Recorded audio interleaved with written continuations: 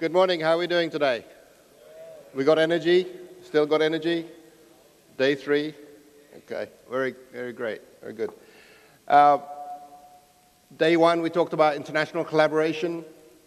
Day 2, we talked about consumer engagement. I certainly saw a great deal of discussion on that throughout the day, and some, let's say, controversial kind of disagreements. But I think that's what it's all about, trying to bring people together.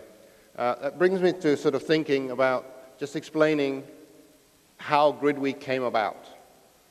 Some of you in the audience have been to many, many GridWeeks, including the first one, but I think most of you in this room have not and don't know the history. So I'll spend just a couple of minutes.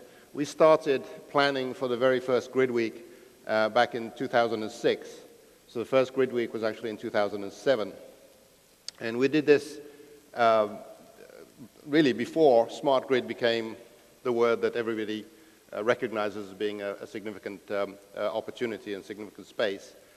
We did this predominantly with discussions with Department of Energy, with Eric Leitner, as well as industrial sort of the industry, specifically the GridWise Alliance and the GridWise Architecture Council, and some other individuals. And the whole vision of it was to create a public-private collaborative event and a gathering place for smart grid, for smart grid to evolve, for smart grid to be defined, to identify the issues and the problems, and to bring all of the stakeholders together. And over the years, that has evolved to what the event that you see here today. We've had many different organizations involved throughout the 4 years, and in some cases just 1 or 2 here and there, including the GridWise Alliance, as I mentioned, the Demand Response Coordinating Committee with Dan Delury, with media from Energy Central to Jesse Burst and other individuals. So it's been a very collaborative enterprise, as it were. And the vision has always been to be very inclusive, to bring together all of the stakeholders, from utilities to IT players, to vendors, to technology vendors, to policy and regulatory, as well as other groups that need to be part of this smart grid. And there's only really been one rule, as far as we're concerned, is that really it would be very wrong for any of those one groups to dominate this dialogue, because it really needs to be inclusive of all of the groups that needs to be involved in smart grid. So, you know, it's always been an open invitation to all of the different stakeholder groups.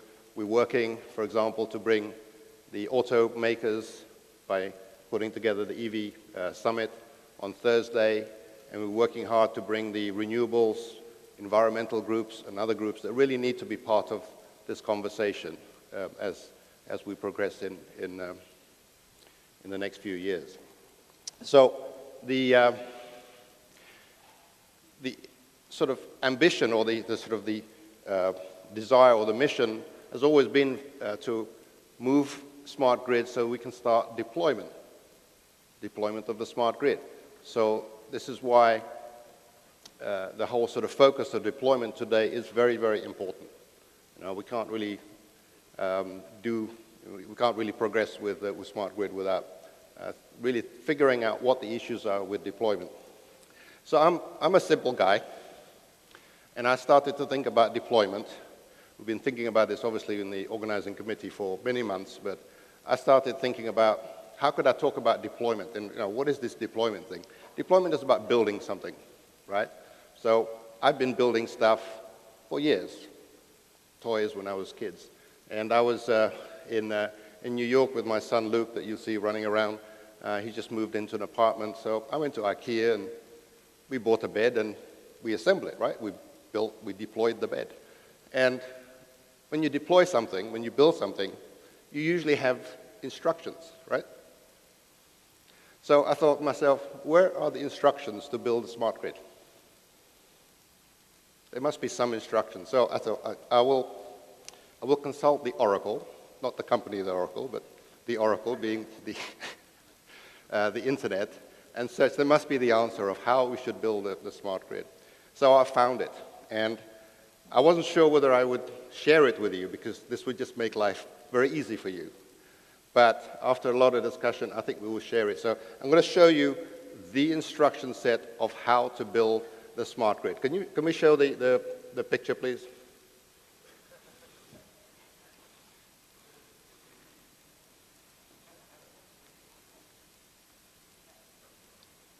So those of you that know MC Escher know what this is all about.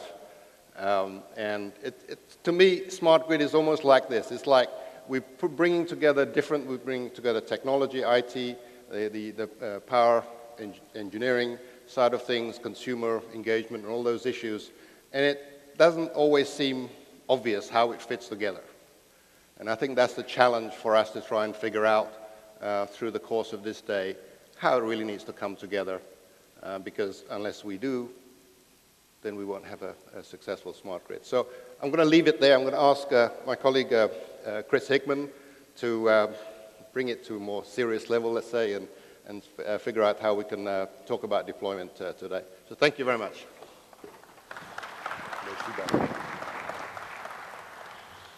Well, good morning. Anybody else feeling fuzzy today? None of us stayed out too late last night, did we? Nobody was at the bar. I know I saw at least 50 of you there. So as we get into day 3, this is always one of my favorite topics when we actually get into deployment. This is where the rubber meets the road, right? This is the quintessential part where we actually have people in this industry touching things that can kill them.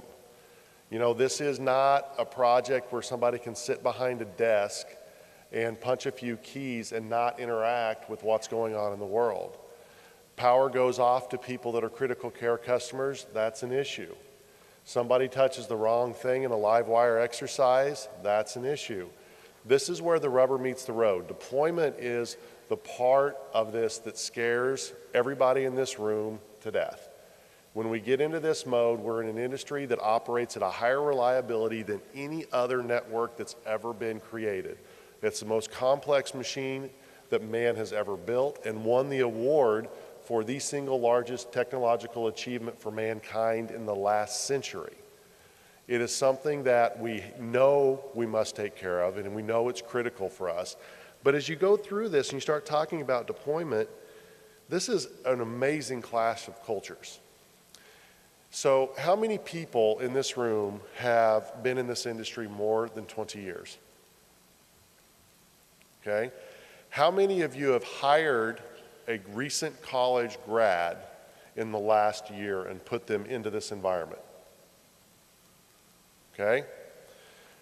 The last year before I left P&M, we hired a recent graduate, and we were doing some work on the converter station in Blackwater. It's in eastern New Mexico. We were converting our HVDC converter station to an SVC at zero power transfer. So half the people in the room go, what the hell did he just say? Again, this is the fun part about our industry, acronyms and the whole 9 yards. And we're in this room with a bunch of, I apologize if any of you are here, protection and control guys. So for our industry, this is the pointy-headed job of all pointy heads, right? And this is the pocket protector folks. And I bring in a brand new kid that we just hired, and he's got earphones on, an earring dangling down, long hair, and sits down in the meeting and starts taking notes.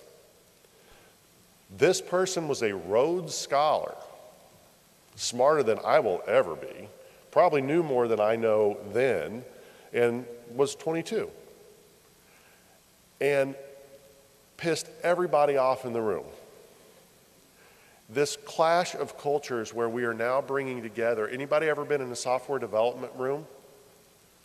Flip-flops, sandals, 3 a.m., you know, it doesn't matter. There is no clock. There's a schedule, but the 24-hour clock does not mean anything to software developers, okay?